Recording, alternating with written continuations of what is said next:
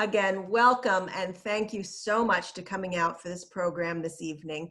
As I mentioned to a few folks earlier, this is a very special event for us because Patrisha McLean debuted her Finding Our Voices project at the Camden Public Library about a year and a half ago through a pictorial project in the Picker Room. So this is going to be a great chance for us to hear about the organization and where things are about a year and a half later. And we're also going to get a chance to hear from some of their survivors. So let me tell you quickly a little bit about Patrisha.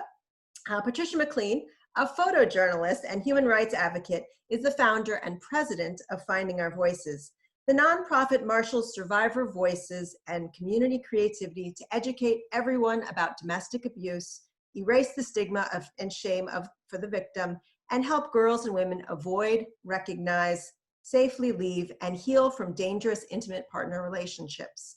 McLean is also the author of books Maine Street, Stories and Faces of a Small Town, Island Children, and All Fall Down, the biography of the child actor Shane.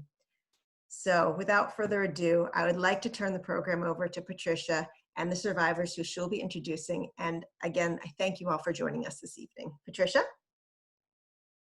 Oh, go ahead and unmute yourself. Thank you very much. Julia, you personally have been very supportive of Finding Our Voices. Thank you very much. And the library, of course, they said yes to, I had this idea for an exhibit and called up the Camden Library. They said yes, and that is really what started the whole movement, really. I want to thank everybody very much for coming tonight. And in addition to the my survivor sisters who are here on the panel with me tonight, I see that Autumn and Mary Lou are also here. Thank you, from our Finding Our Voices. And I'm glad to see Kurt Andrick. I asked him to come from the police department because for the discussion, that would be very great to have him here. So I do have a little slideshow that I'm going to go through, if that's okay. So yeah, go ahead and just hit the screen share at the bottom of your screen, the green button. Okay, and then just press this twice, right? And then double click it, perfect. I just want to introduce who I have here tonight. I'm so happy that they could be here. And we have Jess Bowen, and this is the debut, by the way, of our new banners. This is the new look. We've been tweaking them over the past April. So this is the debut of them, the new blue and yellow. And this is Jess Bowen's here with us tonight. And then we have Mia. Good to see you, Mia. Thank you. Sarah and Christine. And I guess I'll just go back and just run through a little history of Finding Our Voices.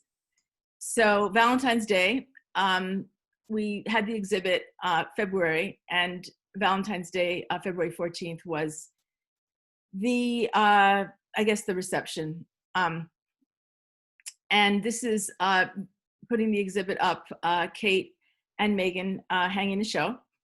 It was 14, it was basically what it was 14 survivors of domestic abuse. And maybe, I think 9 of them were local. And what the woman did is I took their portrait, and then they wrote underneath the portrait something to give the portrait context. And then everyone got a power and control wheel to fill out. And they customized that. And if anybody's not familiar with the power and control wheel, it just shows all the ways that someone gets and maintains control over their intimate partner. And this is Meg Barkley. This was the show. There was also an audio component, so people could call up a cell phone number and hear the woman's story. So after we were in the Camden Public Library for a month, we moved around a little bit. We went to maybe, that was February, so we went to maybe 6, 7 different places. One of them was Castine, and these are the folks listening to the audio. And then after we traveled around a little bit, we went to Augusta, and we were almost 4 months at the Holocaust and Human Rights Center in Augusta. And here's Olivia from, we had a panel discussion. Here's Olivia from Vinyl Haven talking, and Amber and Eve, and here's Mary Lou. And then Okay, so what happened is after the Holocaust and Human Rights Center, we had a really very busy 2020 lined up we were going to be in Boston at the South End Public Library. We had something in Ridgefield, Connecticut, and then we were going to have an exhibit at Zoot in May. COVID happened, and all the indoor places were closing, and I realized that, as anyone who's been through this knows, that it was just going to get worse. So we needed, the outreach was more important than ever, but there was no place to show this exhibit. And so had the idea for bring it outside. No one's going inside, so bring the information outside. 4'2" banners that basically scales the exhibit onto a banner. So we started off with the power and control wheel was incorporated into the banner. And Sandra was one of the first people to say yes to taking a banner that big in their window. And before long, we had like 70 banners throughout the mid-coast in the windows. I never, ever, ever thought that would happen. I thought, it was really hard to even get one or two. But then after a while, Camden National Bank said yes to all their branches in the mid-coast, and it just sort of steamrollered. Then we had a really special time in Eastport in July. As we started moving the banners around, they started Ellsworth first, and then they just started traveling around in July. This is Janine and Christine and Mary Lou, Amber, and Jean Peacock and Joan Loudon invited us, and they put together an artist break the silence. Then this is Dover Foxcroft. We put the banners up in Dover Foxcroft, and that, like the next day or something, well, that day someone actually was murdered, domestic violence. I think it was in the area, and then it was in Lewiston. And then just about a few weeks ago, the police chief of Dover Foxcroft was arrested for strangling his girlfriend. Then Blue Hill, the banners have just been going everywhere. We've had them in like maybe 20 different towns, 20. And this is in Thomaston, that's Courtney. And then we also were in MDI, we had like 100 banners, Bar Harbor, Northeast Harbor, and Southwest Harbor. Anyway, they've been going all around, it's been wonderful. So right now what we're doing is, there's 3 days left, everybody out there, if you can get to Rockland, probably tomorrow's your last day, maybe even the morning, because I'm going to be starting to take everything down in the afternoon. And this was Artists Break the Silence of Domestic Abuse. And 50 artists, 50, it's amazing. And these are like nationally renowned artists who live locally. And they contributed, they created and donated artwork in solidarity with survivors. And these are up in 50 businesses in Rockland. The Farnsworth gave us 6 windows. This is one of them with Judy's banner and Amy Lowry's beautiful photograph, Shattered. Robin Horty did a collaboration with Michelle Bell from Iceland, and this is her poem, and this is Michelle's painting, and this is Sam Katie's paper collage with Meg's banner. And there's a silent auction that's going on until October 31st. It's at findingourvoices.net/auction, and all the 50 pieces are all, you can bid on them and buy them if you're the high bidder, and all the proceeds go to Finding Our Voices. Okay, the other things that we're doing is Maritime Farms said yes to our banners in every one of their mid-coast stores. And then bookmarks. So the bookmarks are, and Nikki at the Camden Library was the first to say yes to our bookmarks, and Tess Gerritsen has come on as the sponsor for them. And these are our banners scaled down, and we're getting them in bookstores and libraries and actually hair salons and different places all over the state. And this is Paul Joy, of course, Don't Sit Books. And we all know Craig and Maggie, and this is Nikki with the bookmarks. And the other thing we're doing, we have a lot of things we're working on. One of the things is we're gonna point out the relationship between pet abuse and domestic abuse. And we have this poster, and Pause has said yes to it. They were the first to say yes to it. And we wanna get these, actually Moira Pieri is working with me, and we're gonna try to get them in all like dog lover, pet lover places all across the state to reach people who love animals with the message, in case they're in one of these relationships, to recognize it and understand it. And here we are. We were 14 women at the Camden Public Library. Now we are 29. And just really quick, so here we are, 29 women. And that's it. I think we'll thank you to everybody, and we'll just maybe start the discussion. We're 29 women on the banners and bookmarks, and we're also another 15 or so in the Let's Talk About It radio show that's soon to be a podcast. And it's archived on WERU, it's Conversations with Survivors. So thank you, everybody. I think I'm going to take this off. How do I get rid of the slideshow? You just go ahead and hit the little red button that says stop share. Okay, thank you. Yeah, perfect. And so what I thought we would do is we have a few questions we'll start with, and we'll just maybe go down. And Sarah McLean, Christine Buckley, Mia Montello, Jess Bowen, thank you again so much for joining us here tonight. And we'll just ask the question of everybody, and then the three questions, and then we can sort of kind of open it up for a discussion. If anybody has any questions along the way, I'll answer anything. And perhaps if you have a question for anybody else, I'm sure they see if they will answer as well. So the first question I want to ask is, what kept you silent? So if we could go, Sarah, if we could start with you. Sure. And I'll just mention Patrisha, because I think a lot of people get confused. We're not related. Right. We have the same last name. We have a lot in common, but we're not related. Yes, we do. We are sisters, but not in that way. So anyhow, what kept me silent? I didn't know I was being abused. I put up with a lot, mostly emotional, some financial, even sexual abuse, but I never would have considered myself an abused woman. I own a business. I'm a single mom. I've got successful children. I've been a part of the chamber. I was the president for 2 years. I never would have thought that I was being abused. I just thought that there were some mental health issues with my partner.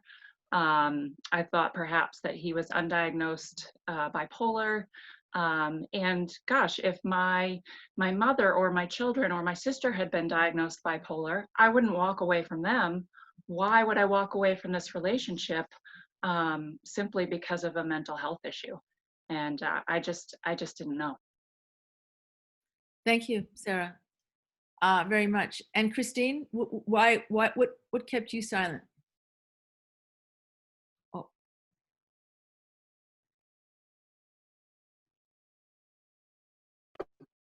I think she's frozen. Oh my God, really? Should we start with Mia, and do you think we can try to freeze? Okay, and Mia, what kept you silent? I would say embarrassment and concern, probably related to my family. I have a lot of family in town, so originally I think it was that. I mean, people very close to me knew, but there was always sort of stigma attached to it. And Jess, how about you? What kept you silent? I think a lot, like Sarah says, mental health issues. I didn't want to just abandon him if that was the case. A lot of excuses made. Also, I feel a part of it was I didn't want to admit what was going on out loud to anybody, because then I felt like I had to leave. I don't know. I think a part of me didn't want to leave for a long time, but I felt like I had to stay. And if I admitted it out loud to anybody around me, that they would make me leave. I didn't want that. Thank you. I also want to say that everybody's story is on the findingourvoices.net website.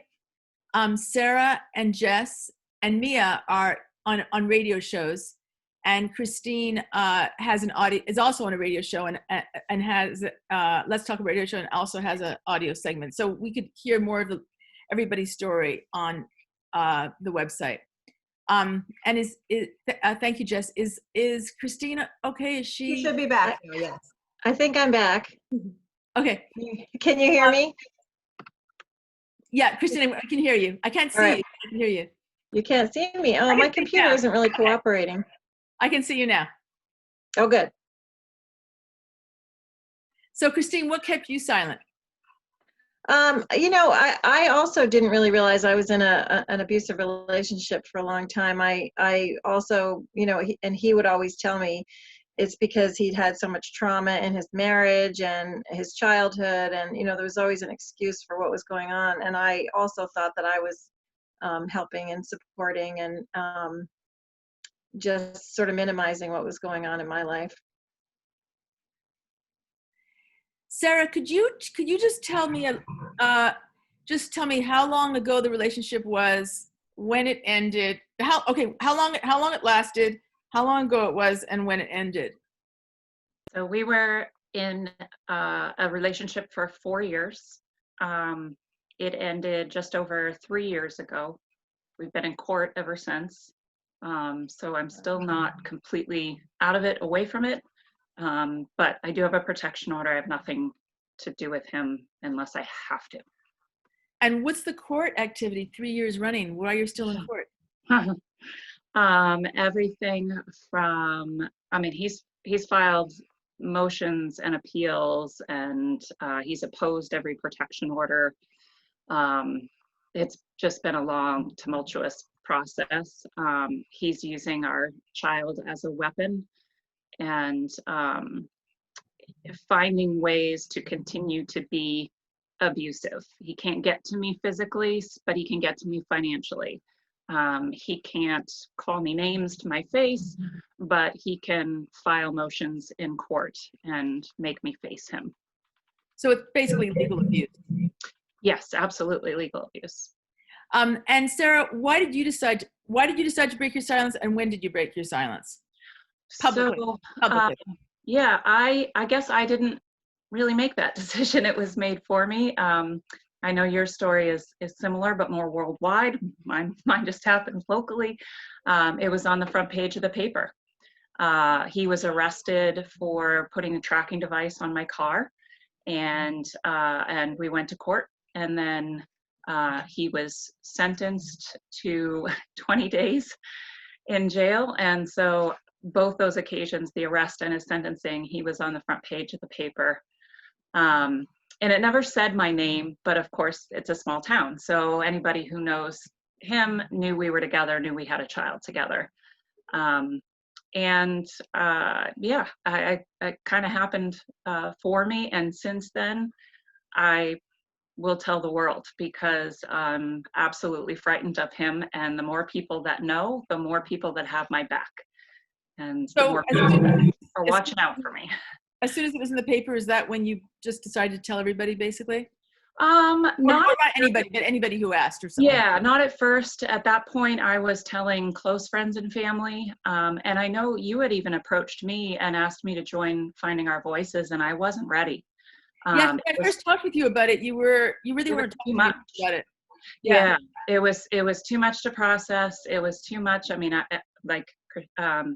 Mia said, I was embarrassed. How could I have chosen this man? How could I have had a child with him, kept him in my life? All of those things go through your head. And so it took me a while. Separation from him helped. That protection order certainly helped with that piece of it. Certainly a lot of therapy. And then I realized that talking about it became very healing for me. And I realized that it was helping other people. If I didn't realize I was being abused, and that seems to be a theme on our panel tonight, how many other women are out there that just don't even realize it's happening to them? They're putting up with it, and for various reasons. They don't know it's domestic abuse. Right, yep. And they don't know there's a pattern, and that there's classic things that these guys do, or sometimes women. Yep.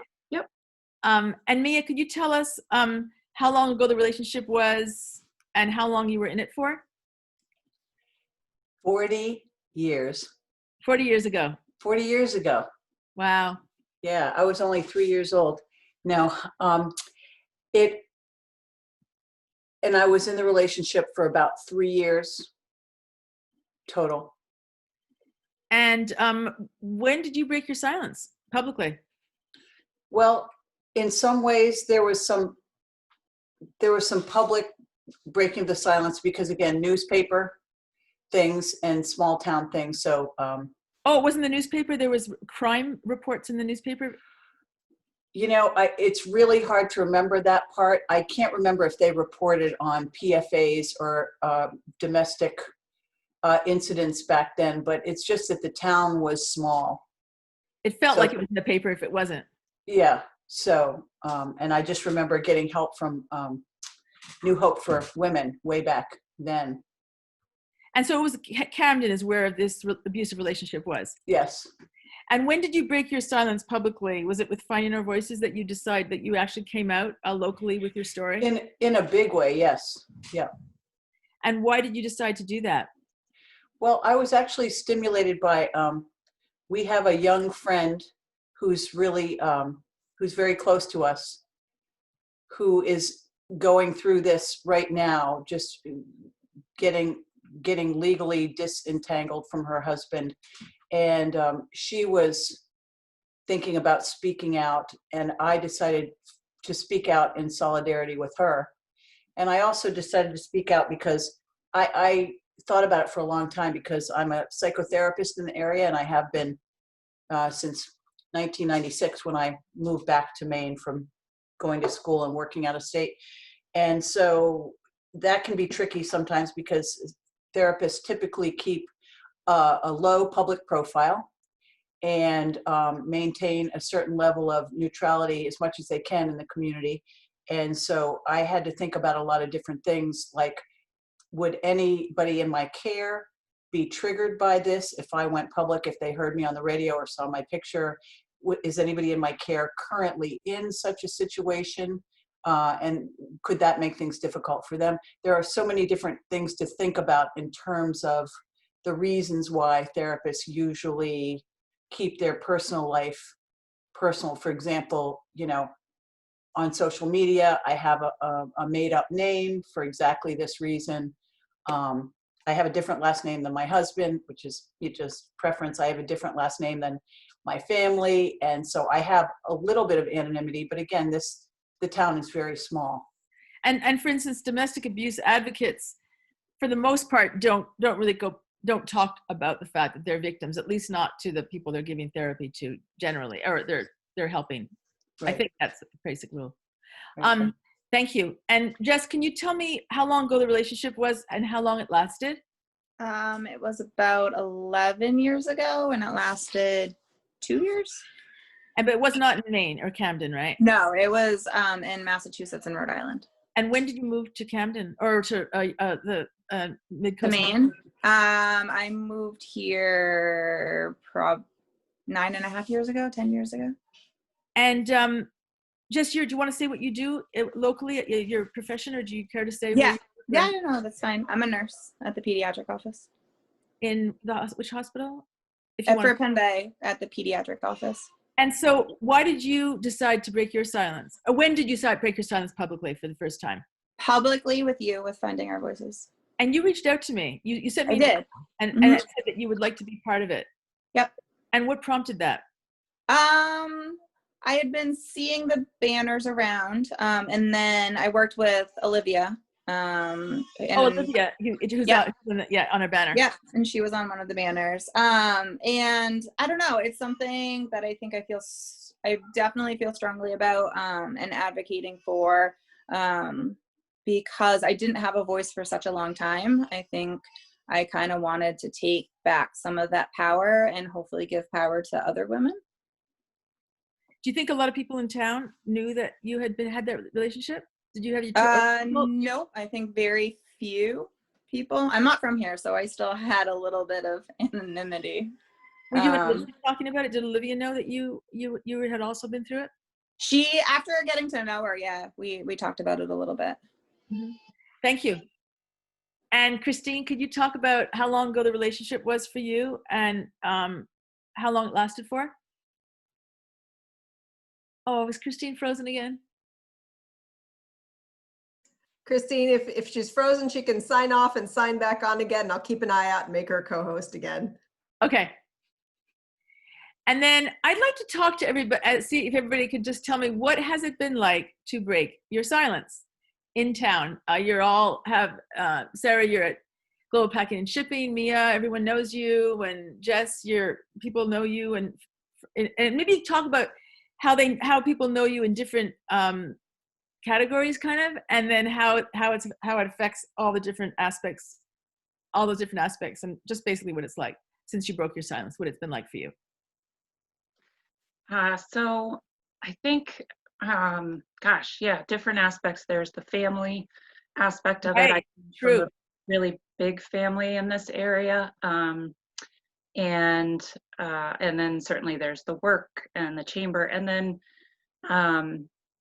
but the daycare that our child goes to and things like that. So, and your children, how your children. I have 2 older children, and an ex-husband from that, their dad, and he's amazing. He is one of my best friends and biggest supporters, and I always try to make sure that I tell people that, because if anybody reads that I was in an abusive relationship and didn't realize it wasn't my ex-husband, I want them to know that he's a great guy. So overall, very supportive, just across the board, from all those different aspects. I think amazing to me how many people, and we've talked about this before, kind of came out of the woodwork. I had this incident with him or that incident with him, or I've always known that he was a little off. And, I can't blame them. If they had told me that while I was in the relationship, I don't know that I would have heard them. I would have justified and made excuses. But it was interesting to see how many people kind of came forward. And for me, I've had to make it clear that I would never ask his family or our mutual friends to choose sides. I don't feel that's right. But I have a choice, and I am choosing not to associate or be around or speak to his family and very few friends, because a lot of them saw the light and have nothing to do with him anymore. But for my own sanity and my own safety, I choose not to cross those lines. And I know that his family, they want to be neutral. They want to be friendly. They want to see, our son. But when you have an abuser, particularly a narcissistic one, which many, if not most of them are, being silent is the equivalent of siding with that person. If you're not against them, you're with them. And that's just the way their minds operate. And so by his family not saying what you did was wrong, he's right. And I can't cross that line. And if he's right, you're wrong. Exactly. It's very black and white for him. And that's very dangerous for me and for my children. So it's emboldening to him, isn't it? It is. It's amazing. And Sarah, did a lot of people come up to you and tell you, since you became public with Finer Voices, about their own experiences? Yeah, so I'm finding that a lot lately. Now that I'm on the banners and the radio program, I've had people reach out to me, male, female, either in the relationship, or I had someone reach out to me who believes his daughter is in an abusive relationship. What do I do? And I've actually taken the pathway of I'm studying to become a victim's advocate, because I feel like I'm not qualified to answer these questions. I lived through it, and I can share my story, and I can give you suggestions. I know the number to New Hope. I know some great lawyers in town, but how can I really support people and really steer them in the right direction as they come to me, because I've made myself public. So I'm in the midst of a 9-week certification course. I don't know where it will take me after that, but it feels good. It feels like it's the right thing to do. Can I just ask you, he still lives in the same town? Yes. Do you run into him? Very rarely. I think that he rightly so, avoids the places that he knows he needs to avoid. But every once in a while, I feel like if there's a court date coming up, or he's just filed a motion or something, it's almost like he gets this feeling of satisfaction, or I don't know, like he dares just break that boundary a little bit, and I'll find him parked behind me at the grocery store or in the grocery store when he's not supposed to be. So it's interesting. It kind of comes and goes, but because I noticed that people who are from big cities, when they hear like, yeah, I live 3 miles away from him, like people are very surprised about that you could live so closely to the business. That's like a small town. He owns a business around here, so I see his trucks constantly, that is a trigger for my PTSD. Absolutely, I see that big silver truck coming, and I'm like, ugh. Yeah. Yep. Thank you, Sarah. And is Christine? Can Christine talk now? I think I'm back on. Hey, Christine. Hi. Welcome back. And Christine, can you tell about how long ago the relationship was? We didn't. When it ended. It was for about 4 years, this particular relationship, and it ended 8 years ago. And tell me about breaking your silence. I know that, just tell me about that, how it happened. Oh, it was definitely with you and finding our voices. I really hadn't, I had some close friends that knew what I had gone through, but not, it was definitely not a public part of my life. So how long after the relationship did you break your silence? How long did it take for you to do that? Well, it would have been 6.5 years. And why, do you remember why you did? Well, you and I do your picture framing, and we were talking about your show, and Camden Library. Yeah. And I was doing the framing for it, and I said that I had been through something really horrible too with my last relationship, and I think that's how we started. And it was just in time for the and then I Camden became part of the project. I think I was the last addition to that. You were just finishing up the framing, so I think it was in January or something, and we got it done just after the opening of. I think so. Yeah. And what has been the effect of breaking your silence? And you have a big banner right in the window of your store. So I do. I do. And it's interesting because I have clients that come in all the time, and they know that that's me on the banner, and not often, but I would say, every other day or so, somebody will mention that and ask me a little bit about it. And sometimes it's not even on the first visit, and a customer who's might come in a second or third time and then say, that happened to me, or, my sister went through that, and I love that it's giving people an opportunity to share their stories also. They feel a sort of a kinship, and I love that it's a way of dismantling the shame around domestic violence. So did you have customers for a long time? Just because you've done this, they're now telling you about themselves? Yes. Oh, yeah. Yeah, definitely. Like how long did you have a customer for, and they're just telling you now because they've seen you on 10 or 15 years or more. I mean, it's just never been a subject that would come up before. And I love that people are feeling more free to be able to have that conversation with me through finding our voices and the work that we're doing. And what do you think it does? Well, what does it do for them? And what do you think it does for you when that happens? Well, for me, I still, I imagine a lot of our survivor friends here are still carry some shame around it, because I think that's part of the whole reason we stayed in relationships too, is silence, keeping the silence. And just for me, sharing has freed me up quite a bit, and I feel for the first time in a long time, I could really understand that it wasn't my fault, and I think my clients are telling me the same thing, and we're sort of analyzing yesterday I was talking with a client who we were talking about how we saw this pattern with our own parents, and sort of teaching us the level of tolerance that we had for abusive relationships. Thank you. And Mia, what has been the result for you of breaking the silence? Well, I think it's been very positive, and I think, you know, it's really interesting because there's still a bit of a stigma, because there are many people I know who've seen the banners who have not mentioned it.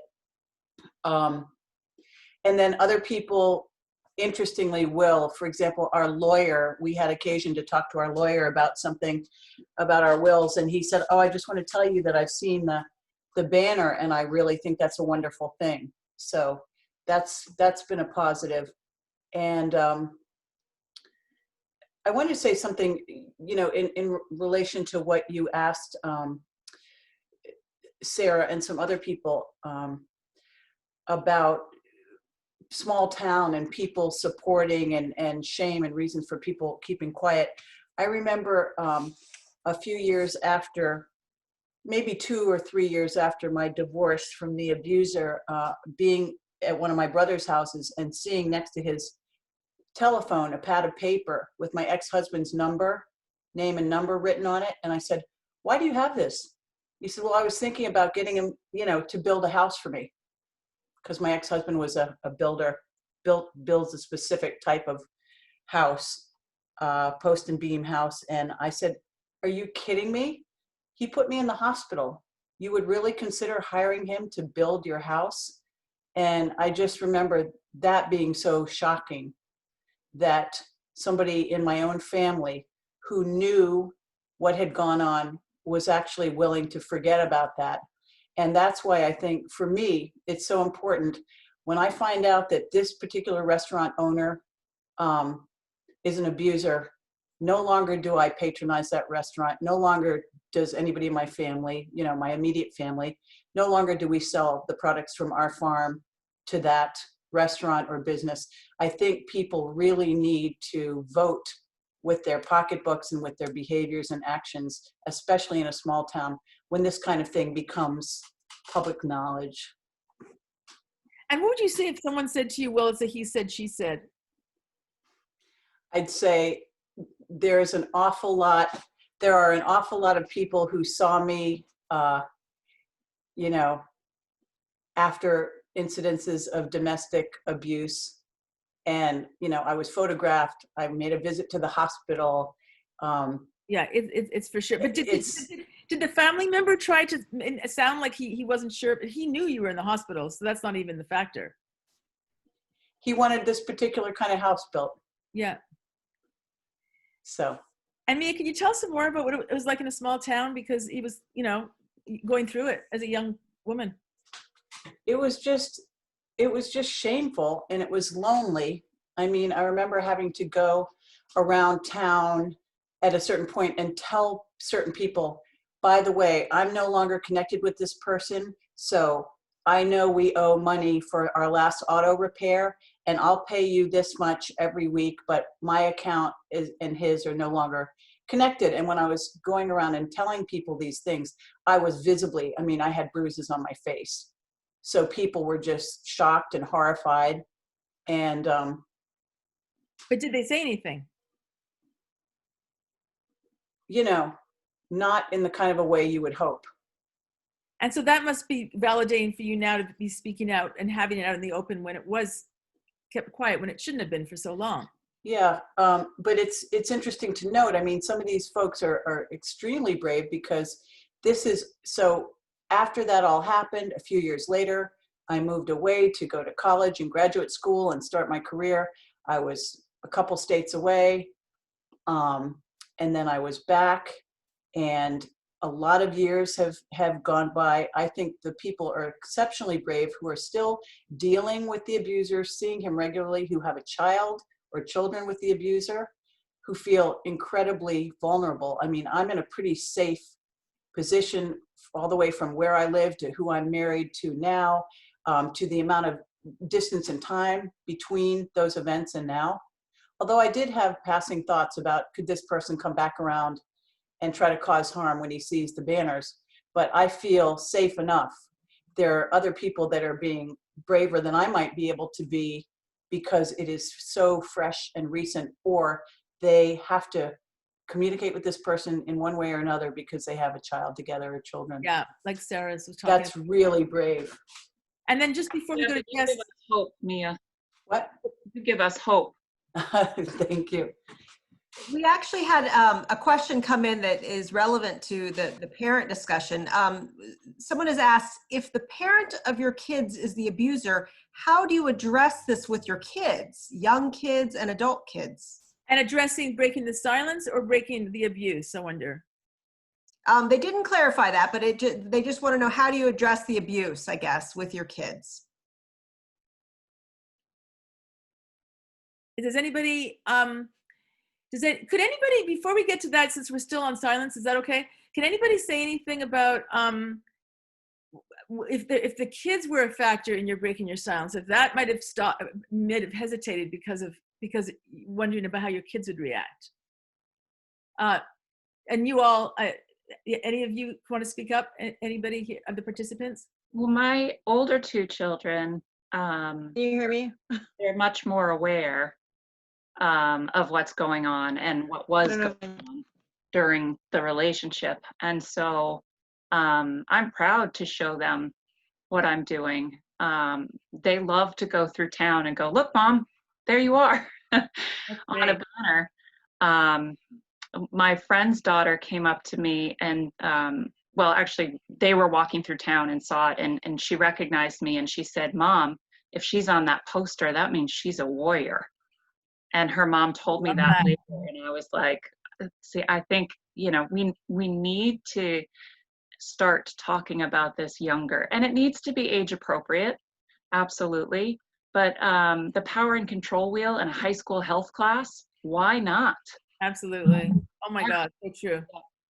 My little one's too young to understand, but I'm actually working, he and I are both working with a therapist right now because I don't know what to say to him, and I don't want to lie to him, but how do I keep it, again, age appropriate? So I'm working through that myself, and I don't know how to answer that yet. Thank you. Jess, can you tell about what it's been like for you to break your silence? And also, do you tell us that? Breaking my silence has been really nice, actually. I've had a lot of people that I haven't talked to in a long time message me to tell me their story and what they've gone through, similar experiences. I actually work with a woman that broke her silence and contacted you after me and you spoke. And right? Yep. Yeah, and Rhonda. Yep. So that's been really nice. There's been a tiny part that's been a little bit sad, I guess. Like people that I used to work with kind of reaching out, being like, oh yeah, I remember back then, you know, like talking about, you know, I was always so worried about you. You used to come to work with so many bruises, but like they were silent. And so it was kind of sad in that aspect of these people that were well and smart, intelligent people had realized that I wasn't in a good place and I wasn't doing well and I needed help, and they weren't there to help. So I think that aspect was kind of hard for me to process. But overall, it's been really nice.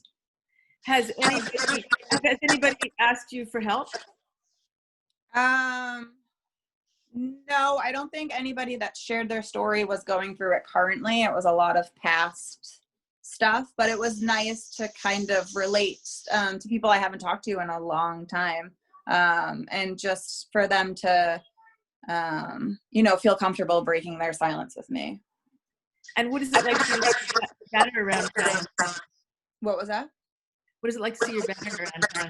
It's weird, especially because I have really young kids. So like, I mean, with COVID, we're not really out and about much, but when we do go out and they see my face, like it's funny because they get excited. I'm like, hey, mommy's in the window. And they have no clue why. They're just excited that they see me. And like my nieces who are kind of older, like will see and be super excited.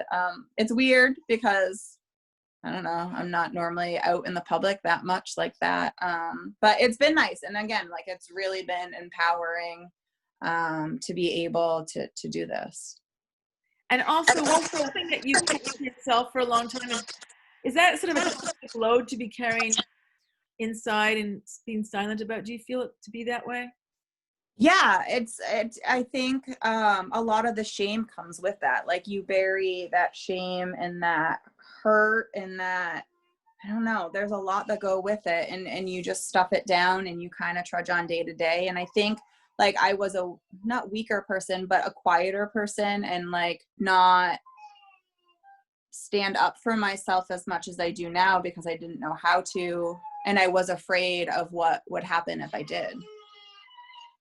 And okay, I wanted to ask Christine, could you tell Christine, you haven't talked about that. You've talked about that yet, right? Your kids. Let's talk about your children. Were your kids a factor in your breaking the silence, Christine? And were there positives and negatives to that? Well, my children they're older children now, but they were young when I was in that relationship. And I did end that relationship mostly because of what I could see what it was doing to my kids. Not me, I would have tolerated just about anything, but when I saw the effect on my kids, that relationship ended. And it was not their father. When I decided to break the silence with you through Finding Our Voices, before I had my picture on the banner, or actually in the show first, I wanted to check in with all my children to see how they felt about it, because it was going to be kind of public. And they actually all wanted to participate in the beginning and be part of the photograph. Remember, the first photo we did was with me and the kids. Yes. And they've been wonderfully supportive, and they're just amazing. And my oldest is in college now, and she's been, before the COVID happened, she was talking about taking something like Finding Our Voices to universities and colleges too, which we're still talking about. That's fabulous. Oh, I just want to say something relevant to the children thing is when, well, my kids were 5 and 27 when I was planning to do the Finding Our Voices exhibit. And I let them know that I was planning to do it. And one of my children said she did not, sorry, I just gave away which child it was, but one of my children, my child said that she did not want me to do it, that it would be embarrassing for her, and as a small town. But I think it was augmented because our situation was so public, and so they went through all of that with all the headlines and everything. So, and I had the Camden Library in February. I think this might have been like, I don't know, maybe it was October or something, November. And then I had the Augusta Holocaust and Human Rights Center was already planned. It was booked, and that was for the fall of 2019. And my hand was on the receiver. I was about to call Nikki and tell her that I had to cancel the show. And because I just thought, I can't do this to my kids. They're telling, my daughter tells me that she doesn't want me to do this. And I don't know what happened. I just thought about it, and I was like, no, I have been silent for 29 years. This is my story, and I can no longer keep silent. And also, my daughter's a feminist, and I knew that, that she'd be in favor of, if it wasn't so personal, of this. And, since then, my kids have both told me they're proud of me, but it is very difficult for them. It's not easy, and we don't talk about it. We don't talk about this. We stay away from this subject. So it's tough, and it's a hard decision to make, but maybe it's different when your kids are younger than they're older, and it's just a decision I guess everybody has to make for themselves.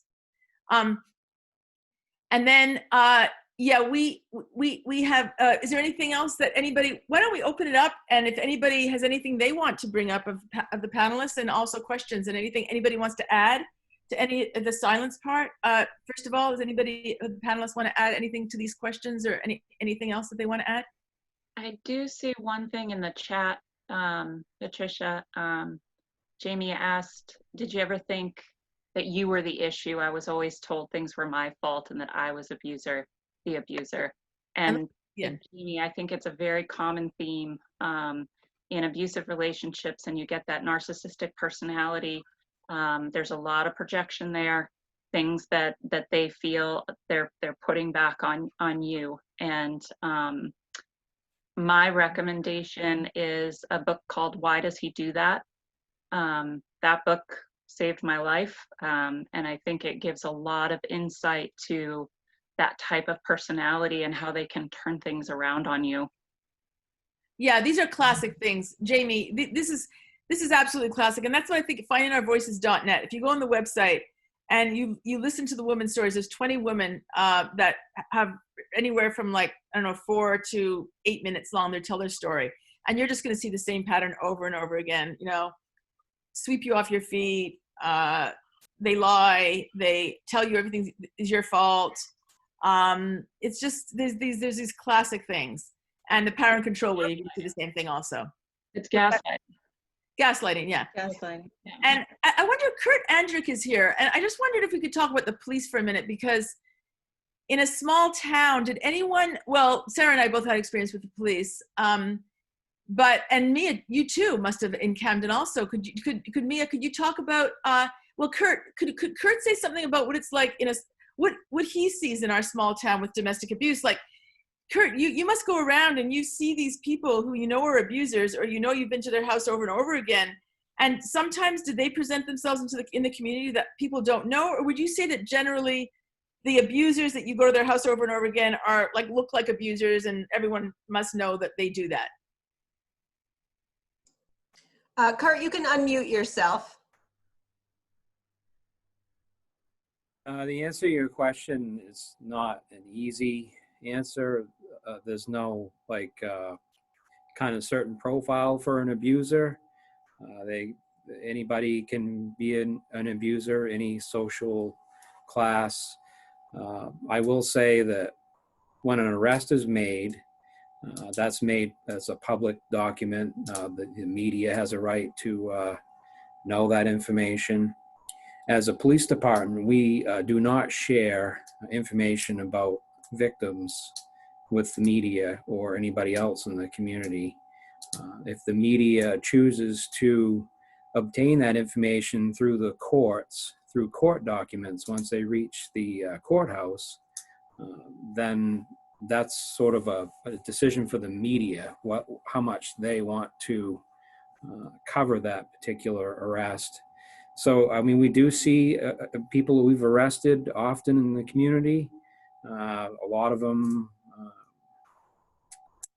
like I said, different social classes. There's no real, nothing I can really say what someone looks like, I guess, as an abuser. But you know, like you see the show Cops, right? You guys know the Cops, and it's always the same guys. It's like these guys with no shirt, no teeth.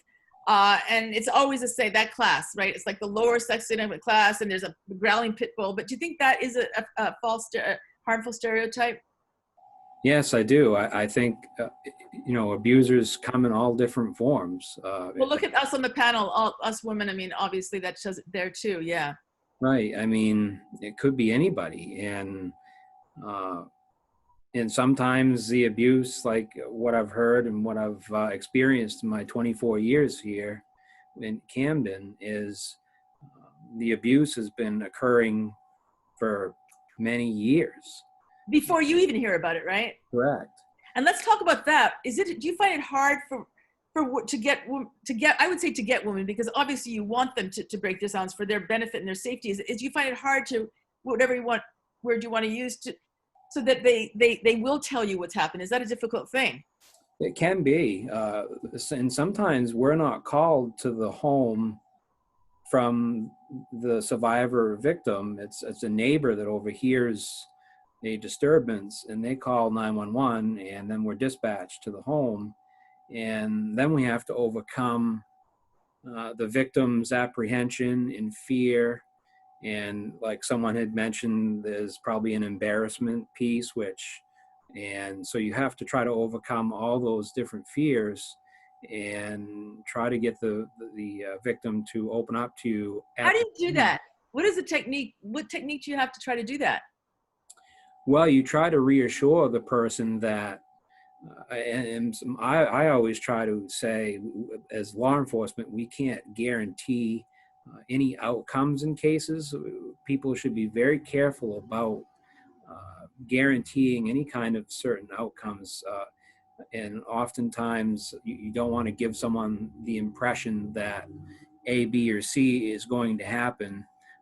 Once an arrest is made, those kind of decisions are taken away from police, and that becomes a prosecutor decision once the case is transferred to the district attorney's office. So, and then a lot of times I will say that the victim is not aware of certain laws that Maine has in place. So oftentimes the victim is not willing to tell us the whole story for whatever, all the different reasons people have said today.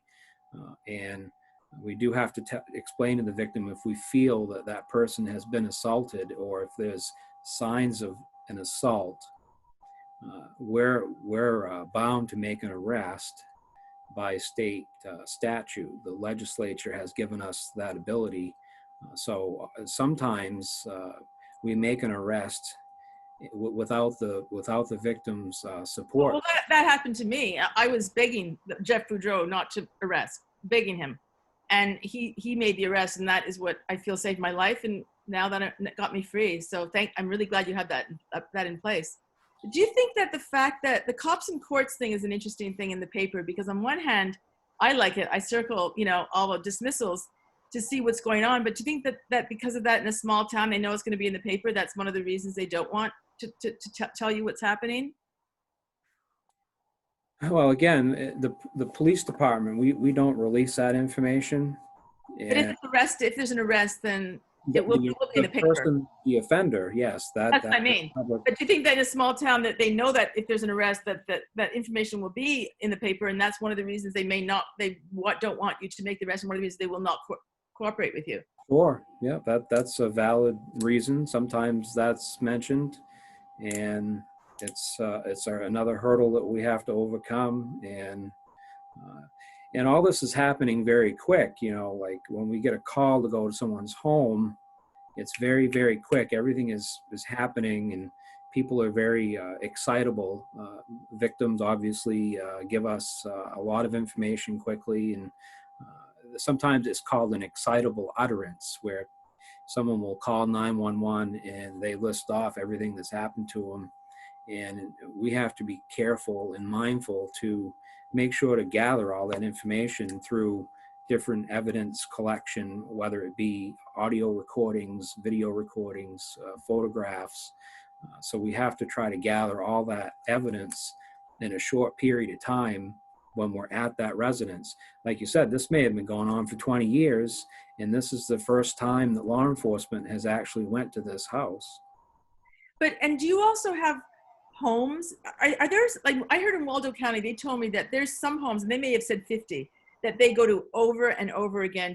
How many homes do you say in Camden that you go many, many times for domestic abuse calls? Well, there's certainly several homes that we've gone to over and over.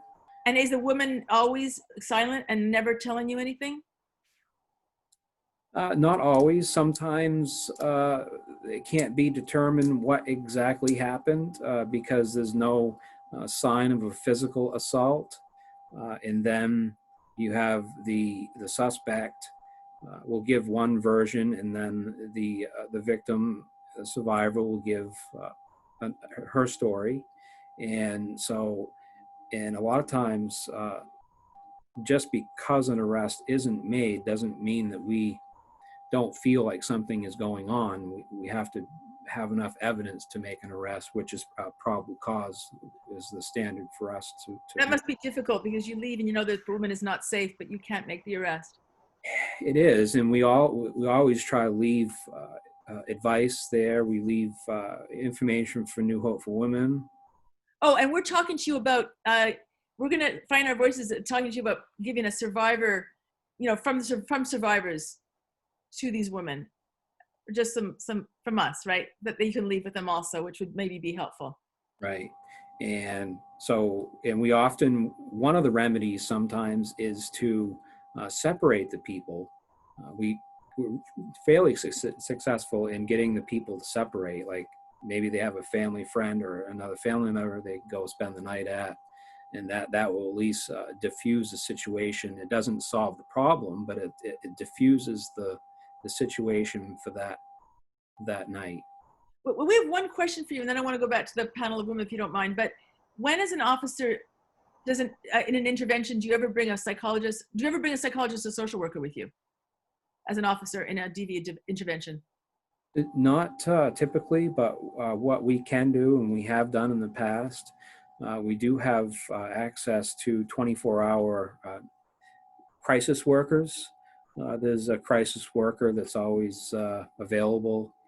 We have made calls to Maine Behavioral Health, the crisis team, and if we think there's a mental health piece that goes with this, as far as if someone is possibly a threat to themselves, maybe they're thinking about suicide, whatnot. So we do reach out to crisis workers from time to time.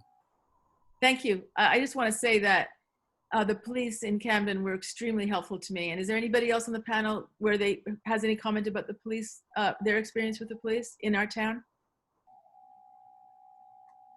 Can everybody can hear me, right? Okay, and then thank you, Kurt. And I know that when I posted that on Facebook, a lot of people seconded that, like more than seconded, but people were like, yep, Kurt's great. You know, we love the police. So I would encourage anybody to call the police, but I also understand why women will not, because, you know, the idea of having it in the paper and you want to keep it down low. You're hoping that, you know, you're thinking it'll get better. But that's also about not really understanding domestic abuse, because it never does get better. That's, you know, is anybody on the panel or anybody out there that's gone through it? I'll put the question, do you feel that it ever does get better?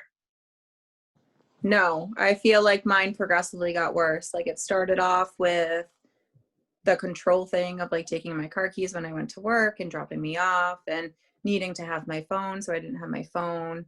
And then it got from that to the financial abuse, and then very quickly turned into physical abuse. And it wasn't like, I mean, it was physical abuse, but, you know, it would be like a shove first, and then like throwing stuff at me, smashing things against the wall, and then progressively just got scarier and scarier, and then finally ended with, you know, strangling and breaking my nose and putting me in the hospital. So no, it doesn't, in my experience, it never got better. It just progressively and scarily got worse.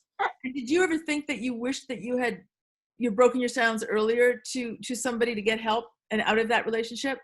All the time, but I honestly don't think I would have stayed away if it didn't get as bad as it got. I don't know. It was it was like a drug. It was like an addiction. Like I was addicted to him, and I was addicted to us. And I honestly don't think that I would have been able to leave and stay away if it didn't get that bad. I think that's I definitely felt like I was addicted to him too. And I wonder, does anybody else feel like it was an addiction to the abuser? Absolutely. Yeah. And talk about that. Yeah, I mean, my relationship, gosh, I mean, he left 4 times in 3 years, and then he would come back. You should have been happy. You should have been like, good riddance, but it wasn't the case. No, and I would be devastated, like unable to function, devastated. Yeah, I relate to that. Yeah, and then he would come back, and it would just be this relief, like, oh, thank God, you know, and now it's better. We can get on with our life. And no, it just gets progressively worse and more dangerous. Yeah. And Christine, or do you have any comment about as far as if it gets better? Oh, no, it doesn't get better. No, and it also got worse. And it was to the point where he knew that, you know, he had me, and he would literally just disappear, like just go off to the Bahamas or something. And I didn't even know what happened. So I was afraid for our relationship, but afraid for what happened. You know, I didn't know if he'd been hurt or crazy stuff. But no, it got progressively worse also, certainly not better. And the thing about being better. No, the thing about the other thing about never gets better is, in my case, it was, you know, the first 911 call was 1994, and then the next one was 2015. So it, you know, it was really, really bad. Then it did get a little better, but then it was right back to 1994 again. So that's the thing, is they could fool you, and you could think it's getting better, but these guys do not change. I mean, is anybody going to contradict me and say these guys do not change? if they're an abuser, like I feel like they're always. But Mia, are you still on? Could we still hear you, Mia? Yeah, I just wanted to say that it's really quite well known and well documented that there's a cyclical nature to abuse, and there is usually a buildup and an escalation, a slow escalation, and then there's an event, an abusive event, and then often the abuser shows remorse, and there's a brief period, there's, you know, a brief, you could call it a honeymoon period where it seems like there's remorse and it's going to get better. And this was, I remember this being, you know, documented long, long ago. There was a movie that became famous with Farrah Fawcett in it called The Burning Bed. And one of the things that there became something that was known as the battered women's defense, because sometimes battered women kill their abusers. And sometimes battered women strike out against their abusers at a time that you wouldn't expect it. And so what they found was that as the remorse period ends and as tension starts to build again, the abuse victim is keenly aware of that and feels internally that it's just a matter of time, whether it's weeks or days or hours until they're going to be battered again. And sometimes an abuse victim has actually done something that would appear to be antagonistic. Right. It's always something that, like, it's hard to remember what it is. Or even struck out or thrown something or something like that. And then in analyzing that, they found that the tension, the internal tension of knowing you're going to be beaten again, but not when, is so unbearable that it's very common for a woman or a victim, you know, who's often a woman, to actually make an aggressive move because unconsciously she is so in fear of it happening again. She's, you know, provokes conflict to get it over with. And so that was actually used in a battered, I mean, this is really old information, but that has been used in a so-called battered women's defense. And someone just mentioned, is that called reactive abuse? Would that be called a reactive abuse? I haven't heard that term, but doesn't mean it doesn't exist. And I have to say that it's not only battered when that happens, because sometimes I know from my case, there'd be this, you know, the honeymoon phase thing, but then he would start picking at me, nitpicking, and I couldn't do anything right. So then I would just feel the tension rising, not that I knew he was going to beat me, but I knew that there would be a blow up and that there would be a lot of hell to pay, even if it often was physical. But so it doesn't need to be physical, but there's women that it wasn't physical with. Well, Christine, were you in a relationship where it was not physical, but would you say that was still the pattern where it would build up even though it wasn't physical? Oh yeah, psychologically torture. Yeah, and absolutely. Psychological torture built up in the same way that Mia was talking about? Yes, definitely. Yeah, and always there would be, I think it was when he sensed that I might leave, you know, or have had enough, that remorse would kick in, you know, that I apologize, you know, I didn't mean it, I won't ever do it again. And then the same thing, it would be honeymoon phase for, you know, a week maybe. And then little by little, that nitpicking, that, you know, passive aggressive gaslighting, you know, I could just feel that growing again. Christine, could you just trying to always head it off, you know, just trying to always mitigate it, manage it, find a way to damp it down, you know, calm him down, head it off at the pass, you know, my whole life revolved around managing that relationship. And it's interesting, it's not like you were afraid that he was going to hit you, but you were all about keeping the peace. And keeping the peace against what? Like, what was it that you were afraid of happening? Well, mostly, you know, he turned everything on me. You know, I didn't know whether I was coming or going at most times during that relationship. It was that I was the abuser. I was torturing him. You know, he was so unsettled by, you know, that I was 5 minutes late to dinner at his house, and how could I do that? And didn't I care about him? And, you know, I had 3 small children at home, so but he could never understand that was why I might be late to a dinner. But I kept trying to fix it all the time. Could we open it up for questions or comments if there's anybody out there that wants to add something to the discussion or has any questions for any of us or with Kurt? It doesn't seem that there's any more questions coming in to the chat at this moment. Oh, just lots of thank yous. We have a thank you coming in for sharing. And is anybody, could I get some advice from the ladies on the panel? If there's anybody out there who's in one of these relationships, what kind of advice would you give them? Let's start with Sarah.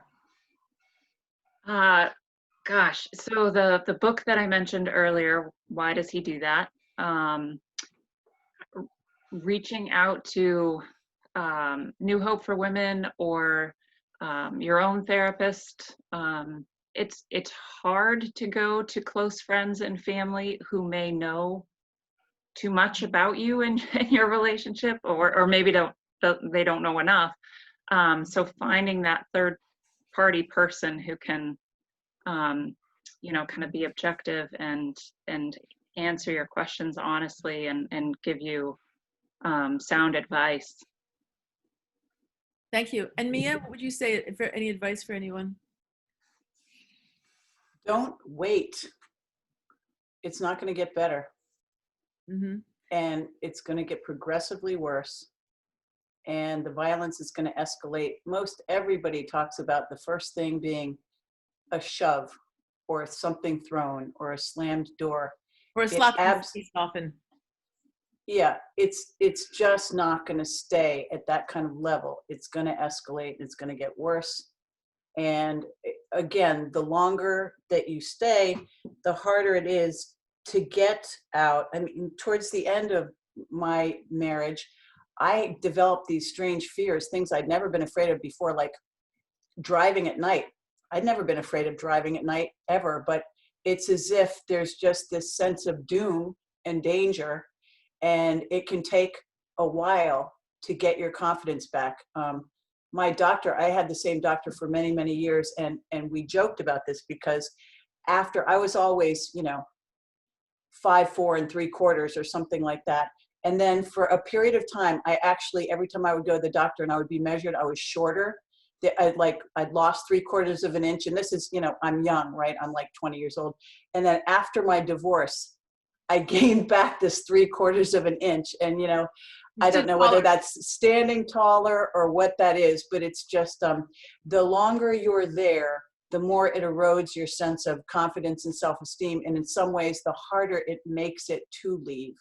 And the other thing I would say is that you normalize it. And I remember saying to my friend, you mean he never shoves you? Like he never grabs your wrist? Like I couldn't really believe it, that you could have he just never does those things. And Mia, you're proof that you're in a relationship now that, right? But you maybe couldn't, some woman could never imagine that these relationships exist, and this is not normal. And this, love should feel good, like Lyra Kalasian said. So that's also something to think about, right? Mm-hmm. Like at the time, did you ever imagine there could be a relationship like the one that, the one that you have? No. But so it's great that there is. Yeah, like there is a better life outside, right? On the other side of it, there really is. And Christine, could you say anything about that? I agree with what everyone else is saying. It doesn't get any better, and I think all of us thought we could fix it at some point, or throughout most of those relationships. And there's absolutely nothing you can do to fix it. You can't fix him. You just have to get out of that relationship. And did you feel that you normalized the behavior? Oh, absolutely. I felt like it was part of the managing the relationship. I was always covering for his behavior. If he said something horrible or did something, I was apologizing and saying, oh, he just wasn't feeling well this morning. And, managing, just a lot of managing, and it's exhausting and it steals your life away. It really does. It takes away from you. It took away. Yeah, I feel that they're robbers because they that's another crime they commit, because they rob your life from you, the life that you're meant to lead and the life that you should be leading. And Jess, can you give advice for people who might be still in it?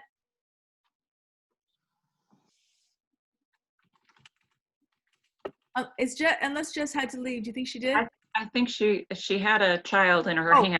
I think she might have stepped away. I would say definitely call New Hope, because I felt that that was huge for me to call a domestic abuse agency. And doesn't mean that you're ready to leave when you call, and they're not going to push you to leave, but they'll just help you get perspective and help you understand. And they probably will hand you a copy of Why Does He Do That by Lundy Bancroft. And I get maybe one more question for everybody. What would you say about if in a small town, if we see something, like calling it out, does that ever happen, that you might observe something, a friend or coworker or something, that a behavior that's not correct, to be able, I wish that people had, I don't know, what do you think? Do you think, like you were saying that, Sarah, wouldn't it have been nice for people maybe to have mentioned it to you at the time, like, what's wrong with this guy, or right? Yeah, or given me specific examples. Yeah, I mean, you guys were talking about normalizing the behavior. I don't know that I normalized it, but I certainly justified it in many ways. And someone said that New Hope was very helpful to me. Yeah, I would say, just please, anybody that reaches out to me, the first thing I say, just call them and, have a conversation with the advocate, completely confidential, 24/7. And then someone said, is there a carryover from spousal abuse to child abuse? Let's talk about that. Not according to the court system. Yeah, talk about that, Sarah. What do you mean by that?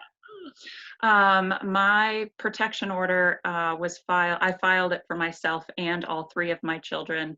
Again, I had this tracking device on my car. I estimate that the tracking device was there for about 4 months. He had what's called geofences set up so that anytime he would get alerts on his phone, anytime I came or went from very specific places like my house or work. But he also had my children's schools, their ball fields, the YMCA, all of those places were still activated.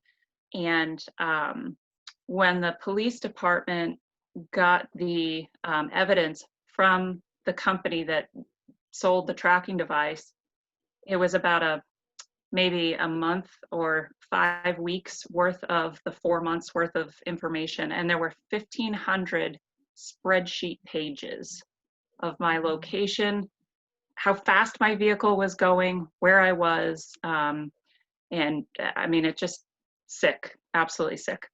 So went to court for this protection order. And a judge that I had never seen before, and ironically have never seen since, decided that my kids were not affected by his behavior, and therefore the abuse was solely toward me and not toward them. And so they were taken. That is standard. That seems to be pretty standard. They say if the person has not physically abused the child, it's not constituted abuse. And what I say You have is, to wait until something happens. But you know what? What happens? The abuse of the mother in the child's presence is abuse to the children.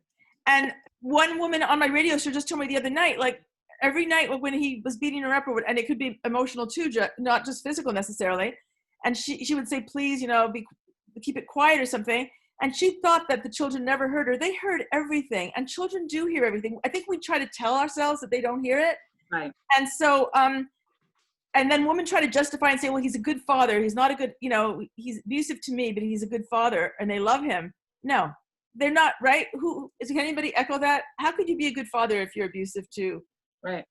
The best way to love your children is to honor and respect their mother. That is so true. That is so true. And women should not accept anything less. And someone did say privately in a message that for that person, there was a carryover to child abuse. Well, it's 7:20. So if any of the people up here have anything more that they want to add, or Kurt, have anything? Kurt, what would you suggest that if any woman, could they come to the police and speak privately, or once they talk to you, is that on the record? And there has to be an arrest or something. And I don't know if Kurt is still here. No. Oh, sorry, Kurt. It doesn't have to be an arrest. And we encourage people to call the police if they want to. And well, that's interesting. Always give them advice. So they can tell you who they are, and they can tell you what's happening, and you don't.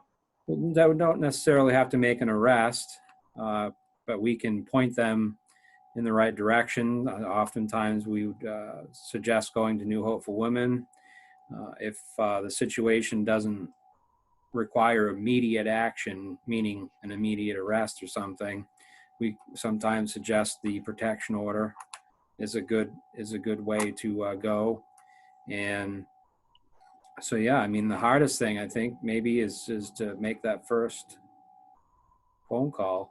So they can, you're also a resource of someone that they can come to in the community for help. Yeah. And not, yeah. But it doesn't necessarily mean that there has to be an arrest or. But just for clarity, are they safe coming to you if they don't want an arrest? And can they say to you, I do not want an arrest, I just want some advice and help? Is that possible? I can't guarantee that, for instance, if we knew that, for instance, a felony was occurring or an aggravated assault or in a situation like that, I mean, I couldn't guarantee that. Yeah. But I mean, we certainly would take calls. We take calls sometimes on a weekly, daily basis from people that are experiencing different difficulties, and we give advice. We try not to give legal advice, but if we think that it's more of a civil matter, where a civil matter is a dispute between two people that involves child custody issues and those sort of things, we steer people to seek the advice of an attorney, you know, if it's a child custody dispute or something like that. And oftentimes we involve DHS, child protective workers. I know you'd mentioned children. I've gone on hundreds of interviews with children and with a child protective worker, whether it's abuse on the child or like you said, if the child is present during an abusive situation, the child protective worker and law enforcement go sort of in concert with each other and interview the children. So, Sarah, have you had experience with GHHS? Have I? Yeah. No, I haven't. Has anybody here have any comment if they felt they were helpful or not? I think so. One thing I did want to mention, though, Patricia, in this new age of Zoom calls that we live in, if you are in a call and somebody on their screen holds their palm to the screen, tucks their thumb, and closes their hand, means there's violence going on in the home. It's just a silent way for somebody to say, "I need help." And I just think who started that? Where did that start? Gosh, I don't even know, but it's certainly making the rounds, and it's, I think, something that's important for everybody to be aware of, just, you know, to allow that somebody to reach out for help without being detected in case the person is in the room with them. Well, that's excellent. That's really good to know. And someone just said that DHHS has been helpful for them to get child support. And in our last few minutes, does anybody have any comments on lawyers? Because that's a very important thing. I know one thing is that people reach out to me a lot and ask me for advice on a good lawyer. And I do have 4 lawyers I recommend. But the problem is that there's a lot of conflict sometimes. So I think we need to build a network of women letting us know, you know, if they want to find our voices, let us know what lawyers have been helpful to you and what lawyers have not. And does anybody on the panel have any comments about lawyers' experiences that they've had, and you know, good or bad, or any advice on that?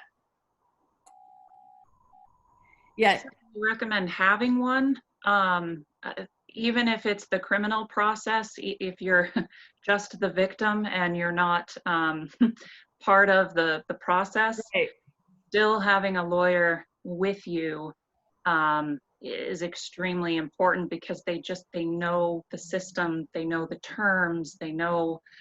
Oh my God, that's such a benefit. But women that can't afford it, I don't think the domestic abuse. That's the hard part, is that it's so expensive. It is. My credit card debt is insane, but I would do anything to protect my child. So, but what if, you know, somebody doesn't have that type of credit or the cash or whatever? I think Pine Tree may be available, but yeah. Okay, but a good lawyer is important, so get recommendations.